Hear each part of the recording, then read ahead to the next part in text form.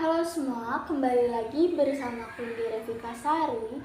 Kali ini aku bakal ngebahas tentang penggunaan rem belakang tipe cakram terhadap sepeda motor. Rem adalah suatu peranti untuk memperlambat atau menghentikan gerakan roda. Karena gerak roda diperlambat, secara otomatis gerak kendaraan menjadi lambat. Energi kinetik yang hilang dari benda yang bergerak ini biasanya diubah menjadi panas karena gesekan.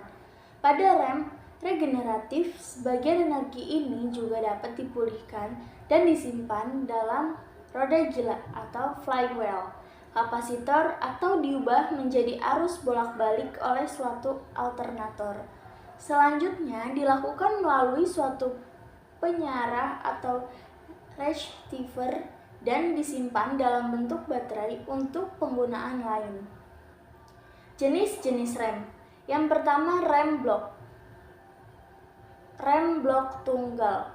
Rem blok yang paling sederhana di mana hanya terdiri satu blok rem yang ditekan terhadap drum rem. Biasanya pada blok rem tersebut pada permukaan geseknya dipasang lapisan rem atau bahan gesek yang dapat diganti bila telah aus. Yang kedua, rem blok ganda. Prinsip kerjanya sama seperti rem blok tunggal, hanya saja rem jenis ini dipakai dua blok rem yang menekan drum dari dua arah yang berlawanan, baik dari sebelah dalam maupun dari sebelah luar drum. Lalu terdapat rem drum. Rem drum mempunyai ciri lapisan rem yang terlindung dapat menghasilkan gaya pengereman yang besar. Untuk ukuran rem yang kecil dan umur lapisan rem yang cukup panjang, satu kelemahan rem jenis ini adalah pemancaran panasnya yang buruk. Gaya pengereman tergantung pada letak engsel, sepatu rem, dan silinder hidrolik serta arah putaran motor. Lalu juga terdapat rem cakram. Rem cakram terdiri atas sebuah cakram baja yang dijepit oleh lapisan rem dari kedua sisinya pada waktu pengereman. Rem ini mempunyai sifat-sifat yang baik seperti mudah dikendalikan, pengereman yang stabil serta radiasi yang panas yang baik sehingga banyak digunakan untuk roda depan. Adapun kelemahan dari rem ini adalah umur lapisan yang pendek serta ukuran silinder rem yang besar pada roda. Kemudian ada rem pita. Rem pita terdiri dari sebuah pita baja yang di sebelah dalamnya dilapisi oleh bahan gesek, drum rem, dan tuas. Gaya rem akan timbul jika pita dikaitkan pada drum dengan gaya tarik pada kedua ujung pita tersebut. Rem cakram terdiri dari dua jenis. Yang pertama, tipe fixed caliper. Pada rem cakram tipe ini, kaliper tidak ikut bergerak serta terdapat beberapa pasang piston. Letak piston-piston tersebut ada pada kedua sisi disk rotornya. Sehingga ketika fluida dikenai gaya tekan, fluida tersebut akan menekan piston dari kedua sisi piringan gesek. Yang kedua, tipe floating caliper.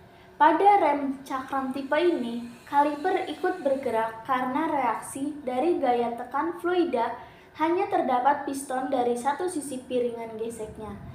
Jadi ketika fluida dikenai gaya tekan, maka fluida tersebut akan menekan piston dan kanvas sebelah kanan. Kemudian kaliper akan tertarik ke sebelah kanan yang membuat kanvas sebelah kiri akan menekan piringan dari sebelah kiri.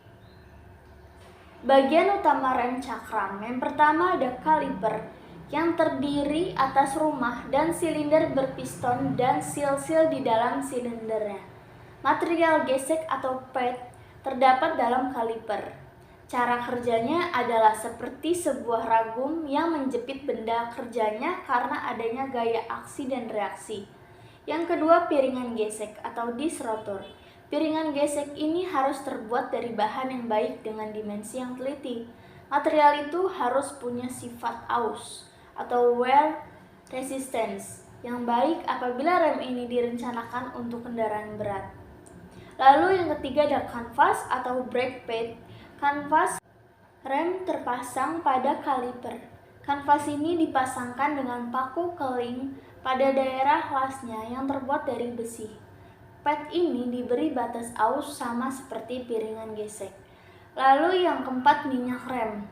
Suatu sistem hidrolik menggunakan fluida untuk mentransmisikan gaya dan tekanan. Lalu prinsip kerja rem cakram. Rem cakram menggunakan fluida yang pada prinsip kerjanya, jika kita lihat menekan handle rem maka akan terjadi tekanan yang besar dalam silinder. Fluida akan bergerak untuk menekan ke segala arah. Fluida menekan piston, piston menekan pelat gesek sebelah kanan, maka pelat gesek akan menekan cakram. Karena handle rem masih dalam keadaan tertekan, maka tekanan fluida masih tinggi, lalu kaliper akan tertekan ke sebelah kanan karena terjadi shielding pada bracket, sehingga plat gesek sebelah kiri juga akan terdorong ke kanan dan akan ikut menjepit cakram. Jadi dengan jepitan kedua plat gesek tersebut ke cakram maka akan setimbang. Mungkin itu saja yang bisa saya sampaikan. Sekian dan terima kasih.